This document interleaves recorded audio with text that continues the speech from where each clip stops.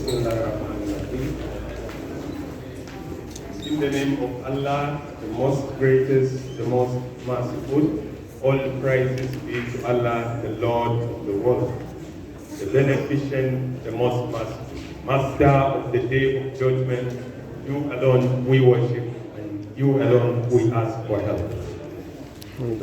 Let me stand on existing protocols. Our Royal Father, our Sheikh, and our dignitaries. Thank you very much for giving this opportunity. And thank you for the warm introduction. Really appreciate it. Ladies and gentlemen, comrades, the Sheikh have said quite a lot, to the extent that I have been touched very deep. And I do have a new understanding and the wisdom of listening to those that are ahead of you by age and by knowledge is one way or the other you are going to learn. And that is why we need leaders like the Sheikhs to be in our midst and to give us the opportunity to learn. Thank you very much, Sheikh. We have taken the note. Let me go straight, because I know we might be, time might not be friendly to us today. The topic is still the same, the role of leaders and about the escalating situation of insecurity. Okay.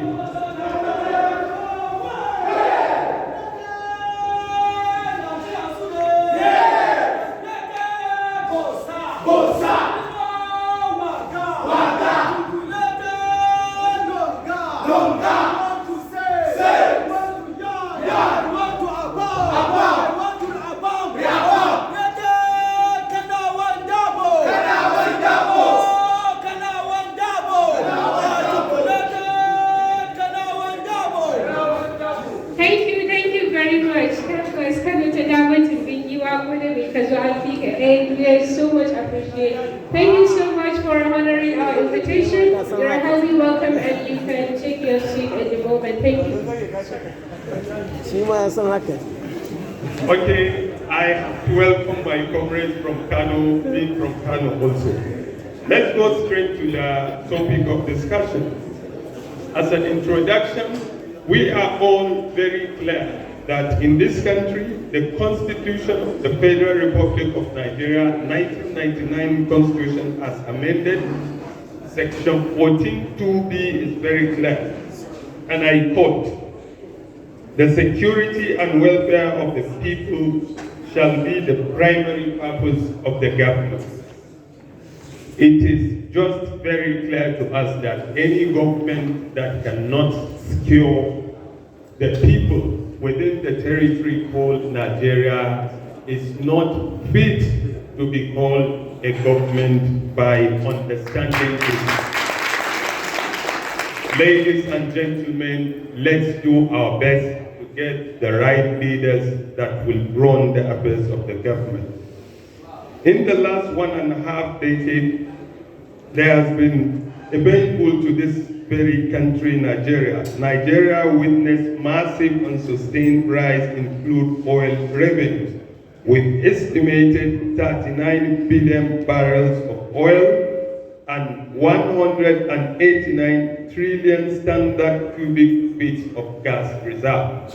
This is just for you to have an idea the potentials of the wealth we have within the territory called Nigeria. In the year 2015, we have a transition from a ruling political party to an opposition party. But one thing I have to also put clear to us is the opposition party that took power, there was a lot of struggle. They wanted the power, and at the end, between 2003, 2007, and up to 2015, ladies and gentlemen, what was the program? Were they not having enough time to prepare from 2003 to 2015? If you ask the present day government for a program, I don't think you are going to see anything like a program. Just go back to this question of security. Are we secure today? The answer is no. So certainly we have a problem that we have to solve within our midst. Nigerian state and the national security. I would like to go quickly here also. Security refers to the state of safety and protection, which occurs when there is freedom from fear and anxiety. Just to travel from the shortest distance in the northern part of this country is a big one. Our loved ones will always be wishing us safe journey, not the normal safe journey, but this time around is we hope you will not be kidnapped. Ladies and gentlemen, there is fear in this country and there is anxiety. We have to solve this problem. If you look at the security structure in the world, before, during the Cold War, everybody is talking about national security being a question of protecting your territorial integrity. Protecting your territorial integrity is the function of the military establishment. But after the September 11th, those that have the brain to think, those countries that understand the value of humanity, they have to go back to their own national policies on defense and restructure it in such a way that the internal security situations are being prioritized.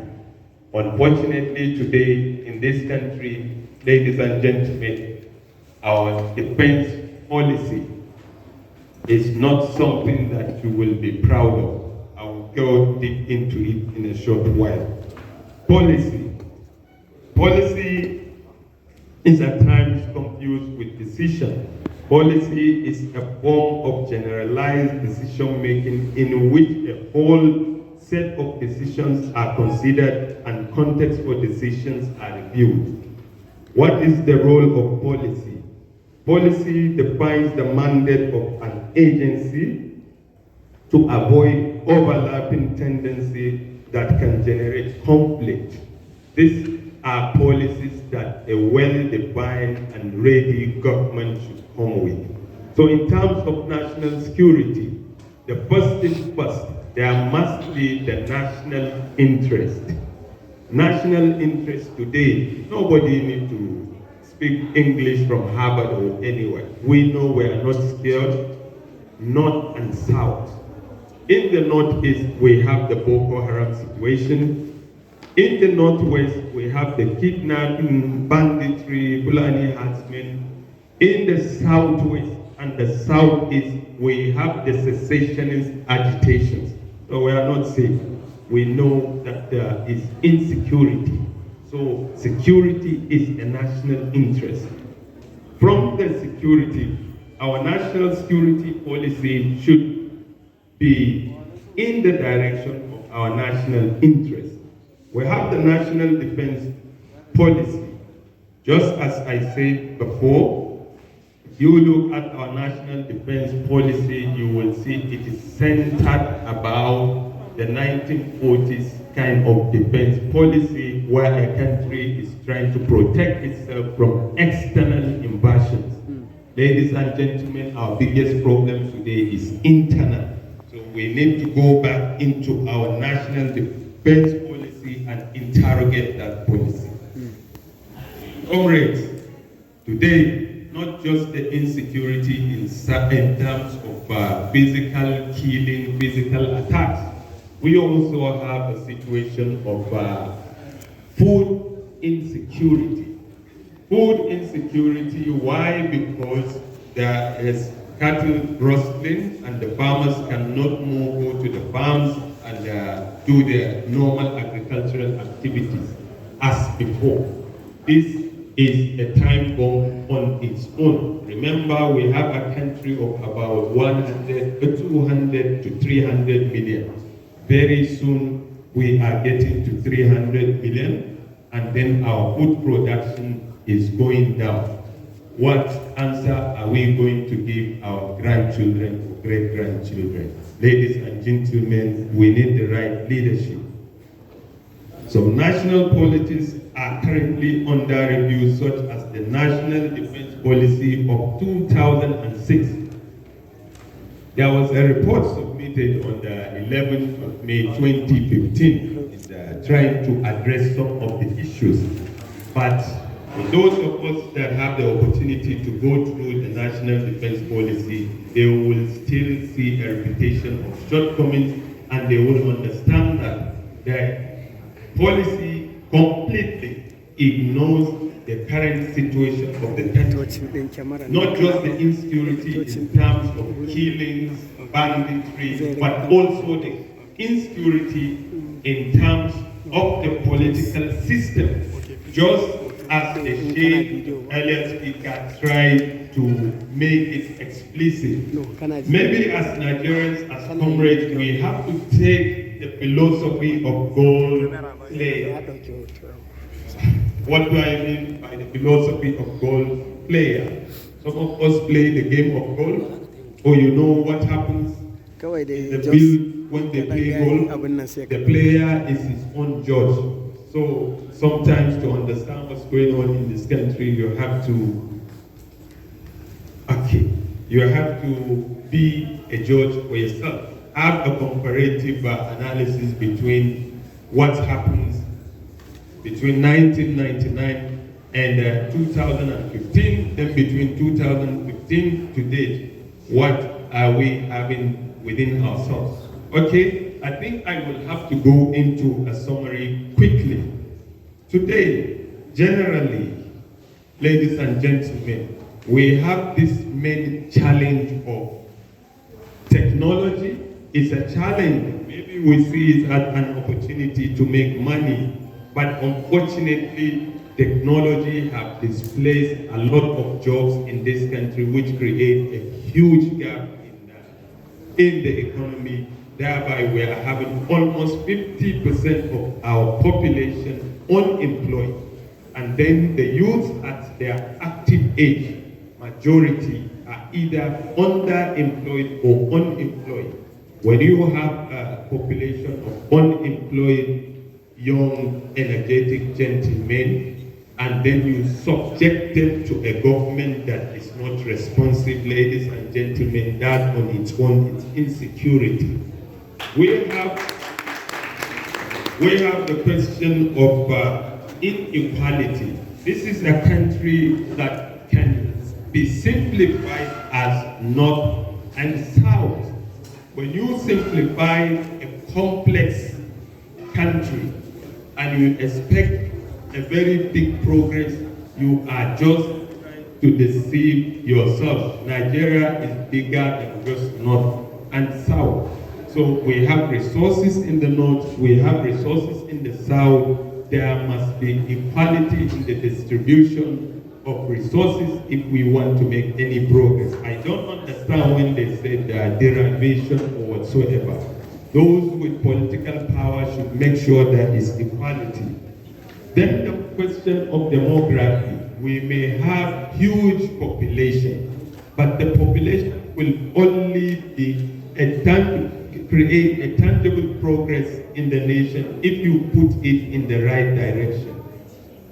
We have a body of youth that are unemployed, which is a serious problem. Then finally, I will take on the productivity. Even when you are trying to estimate or analyze the wealth of a nation, according to Adam Smith in his book, Wealth of Nations, you don't just go to the resources, you also go to the human capital.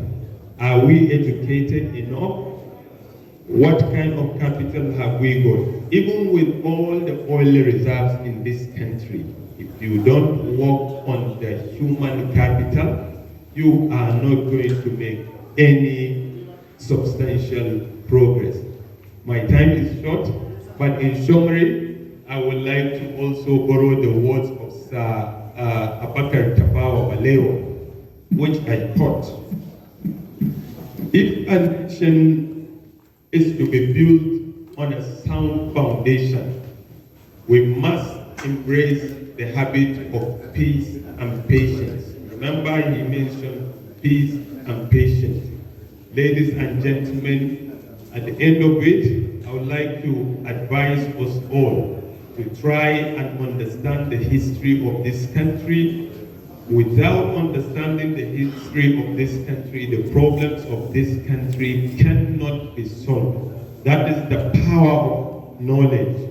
The history of this country started as a history of crisis, if you go through it.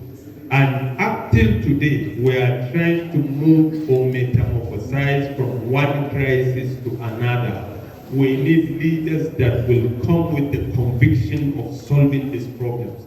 We need leaders that are sensitive enough to look at the problems and confront them without any fear.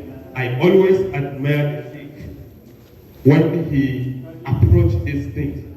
How can we have forgotten what Alhaji Umaru Yaradua have done with the Niger Delta? These are people that come with firepower, which they are well armed. And Yaradua said, I will borrow his words. Umaru Musa Yaradua, in his own words, he said, for the Niger Delta militants, I hereby grant them presidential pardon and unconditional amnesty. How difficult it is. Today, we even have a Ministry of Niger Delta. Ladies and gentlemen, if we want to solve the problem of insecurity in this country, we must call these people, these so-called bandits, so-called terrorists, and put them on a table. You can't belittle a people. We are not a people to be belittled. You don't go and kill women and children simply because you are wearing Nigerian army uniform. You are not solving any problem. Is it the problem of the police or the problem of the army? We are missing everything. The police are to take care of all our internal security situation. Today, there is insecurity within the security architecture because if you engage your army in trying to solve internal security problems, ladies and gentlemen, the day that a small country will try to attack you, you will now understand that the army you have trained have already been reduced to the role of a police officer and they cannot confront the external invasion. Thank you very much. Thank you very much. Our leader, excellent builder, Tasi Umar Kampala, all the way from Abuja. Very quickly, I would like to acknowledge the presence of our leader, our father, also